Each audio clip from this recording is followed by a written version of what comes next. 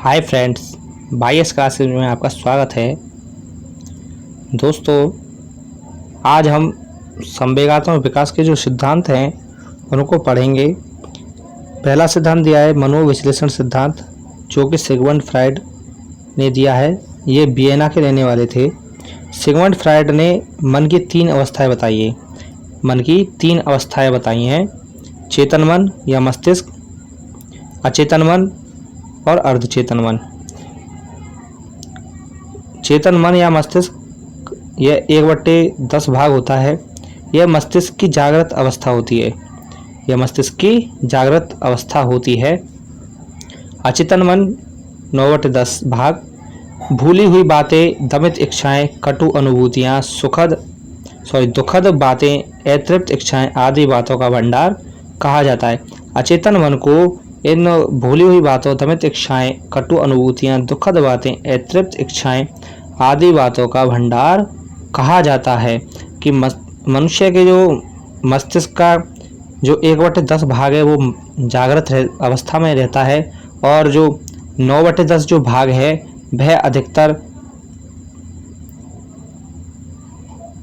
इन बातों का, जैसे भूली हुई बातें हैं, दमित इच्छाएं हैं, कटु अनुभूतियाँ हैं, दुखद बातें हैं, इनका भंडार होता है, ये उसमें रहती है। अर्धचेतन मन, जो बातें हमें न तो हमेशा याद रहती हैं और न ही हम उन्हें भूल पाते हैं, पर संदर्भ आने पर वे बातें पुनः याद आ जाती हैं, तो ये अर्धचेतन अवस्था कही जाती है।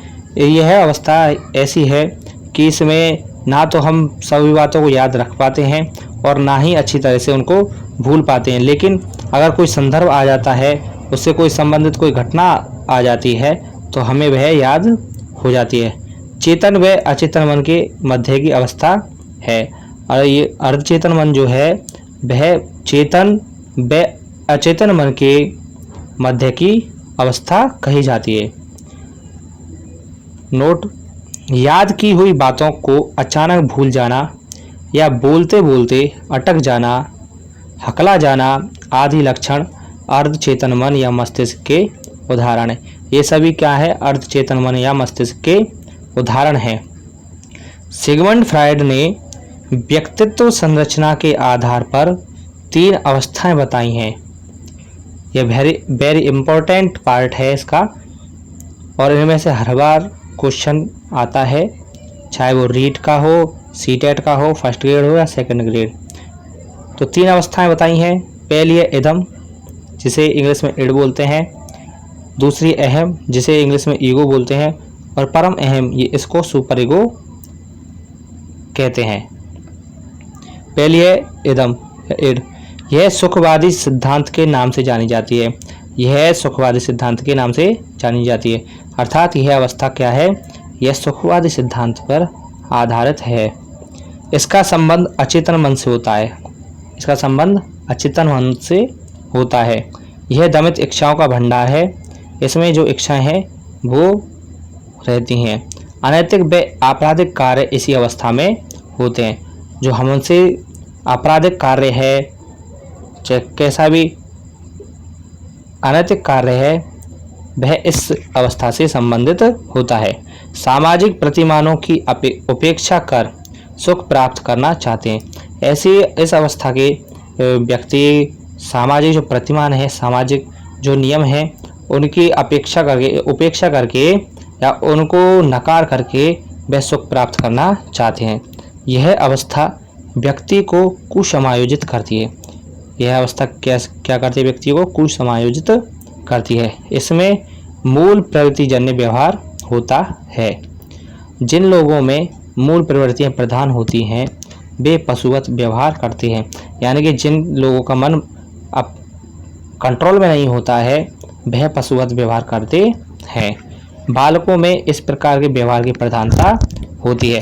अधिकतर किशोरावस्था के जो बालक होते हैं उसमें इस प्रकार के व्यवहार की प्रधानता होती है। दूसरी है इसमें अहम, ईगो। यह व्यक्तित्व का सामाजिक पक्ष है। इसे वास्तविक सिद्धांत के नाम से जाना जाता है। इसका संबंध चेतन मन से है। इसका संबंध किससे है? चेतन मन से है, चेतन मन से है। यह इदम व परम अहम के मध्य की साम्य अवस्था या संतुलनकारी अवस्था है। इसे व्यक्ति का कार्यपालक माना जाता है। यह समायोजन की अवस्था है, यानी कि यह एक ऐसी अवस्था है जिसमें व्यक्ति समायोजन कर पाता है, समायोजित हो पाता है। यह मानवीय प्रवृत्ति प्रधान अवस्था है। यह कैसी अवस्था है? मानवीय प्रवृत्ति प्रधान।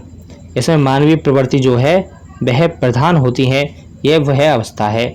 यह मनुष्य में विवेक या बुद्धि की उपस्थिति दर्शाती है, यानी कि इसमें इस अवस्था में मनुष्य का विवेक और बुद्धि की उपस्थिति दर्शाई जाती है। इसमें मनुष्य का जो व्यवहार है वह दिखने लग जाता है। यह इदम पर नियंत्रण रखती है। यह किस पर नियंत्रण रखती है? इदम पर नियंत्रण रखती है। अब देखिए सुपर ईगो या परम अहम की अवस्था। यह आदर्शवादी अवस्था या सिद्धांत है। इसमें व्यक्ति का रुझान आध्यात्मिकता की ओर ज़्यादा हो जाता है या ज़्यादा होता है। जो वृद्धावस्था के जो व्यक्ति हैं वह आध्यात्मिकता की ओर अग्रसर होते हैं और यह वृद्धावस्था से संबंधित अवस्था है। यह अवस्था नैतिक व आदर्शवादी बातों की अवस्था है। यह अवस्था नैतिक व आदर्शवादी बातों की अवस्था है।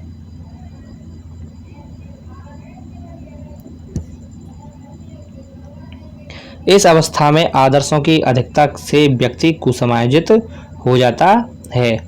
जैसे कि किसी व्यक्ति में आदर्श है, आदर्शों की जब अधिकता हो जाती है, जैसे कहते हैं कि किसी व्यक्ति में अगर किसी कार्य के प्रति अति हो जाती है तो वह कुसमायोजित हो जाता है।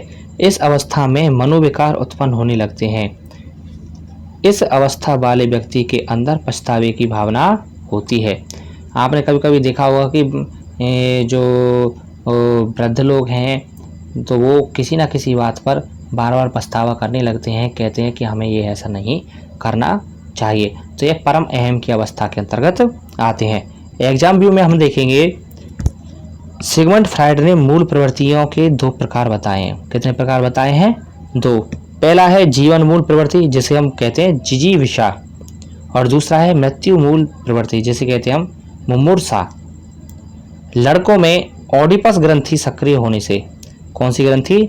ऑडिपस ग्रंथि सक्रिय होने से मां से अत्यधिक प्रेम करते हैं। लेकिन लड़कों में ऑडिपस ग्रंथि लड़कों में सक्रिय होने पर वह मां से अधिक प्रेम करते हैं, और लड़कियों में इलेक्ट्रा ग्रंथि सक्रिय होने से पिता से अधिक प्रेम करते हैं। यानी कि वह अपने से विपरीत लिंग के लोगों से प्रेम करने लग जाते हैं। नार्सिज्म और लिबिडो, ये 2 अवस्थाएं हैं। नार्सिज्म यानी स्वयंमोह और लिबिडो यानी काम प्रवृत्ति। तो ये दोनों की दोनों सहस्वावस्था में मिलते हैं। स्वयंमोह और काम प्रवृत्ति दोनों क्या है? सहस्वावस्था में मिलते हैं। इसका दमन करने पर बालक कुसमायोजित हो सकता है। शैशव कामुकता को सिगमंड फ्रायड ने बताया। सिगमंड फ्रायड ने कहा है कि जो नवजात शिशु होता है, जो शैशवावस्था का जो शिशु होता है, उसमें कामुकता पाई जाती है, काम प्रवृत्ति पाई जाती है।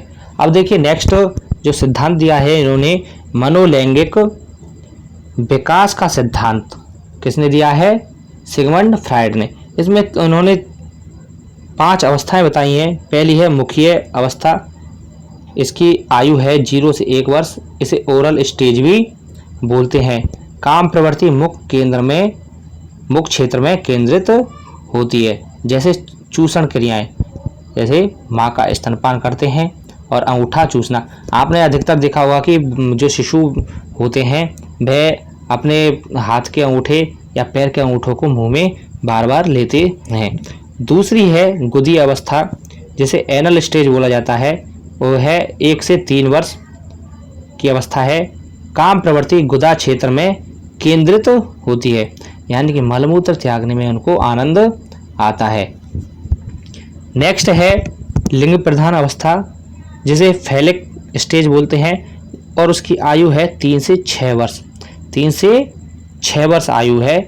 कामुकता का क्षेत्र ज्ञानेंद्रियां होती हैं। हमारे अंदर 5 प्रकार की ज्ञानेंद्रियां हैं। ऑडिपस व इलेक्ट्रा ग्रंथि का विकास इस अवस्था में होता है। ऑडिपस और इलेक्ट्रा ग्रंथि का विकास इस अवस्था में होता है। किस अवस्था में होता है? लिंग प्रधान अवस्था में, जिसकी आयु है 3 से 6 वर्ष। लिंग तथा योनि की संरचना पर ध्यान तथा देखने की उत्सुकता इस अवस्था में होती है। नेक्स्ट है अव्यक्त या अदृश्य अवस्था, जो है 6 से 12 वर्ष। इसको सुषुप्तावस्था या प्रसुप्तावस्था भी कहते हैं।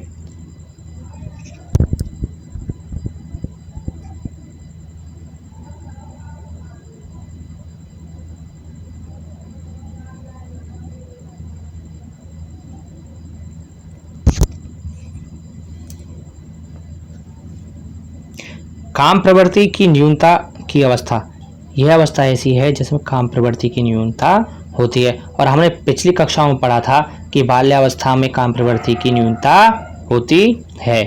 काम प्रवृत्ति बालक के किसी भी अंग में उपस्थित नहीं होती है। इसे न्यूट्रल या उदासीन अवस्था भी कहते हैं। नेक्स्ट बताई है इन्होंने जननेंद्रिय अवस्था, और वह अवस्था की उम्र है 12 वर्ष के बाद। काम प्रवृत्ति जननेंद्रिय या लिंग तथा योनि में ही केंद्रित होती है। इस अवस्था में मैथुन क्रिया के बारे में जानने की इच्छा होती है। यह प्रारंभिक किशोरावस्था की अवस्था है। मैथुन क्रिया से संबंधित स्वप्नों में खोए रहना, यह 15 वर्ष के पश्चात प्रारंभ हो जाता है। काम शक्ति का उपयोग संतानोत्पत्ति में किया जाता है, और इसमें है 18 वर्ष के पश्चात ही किया जाता है।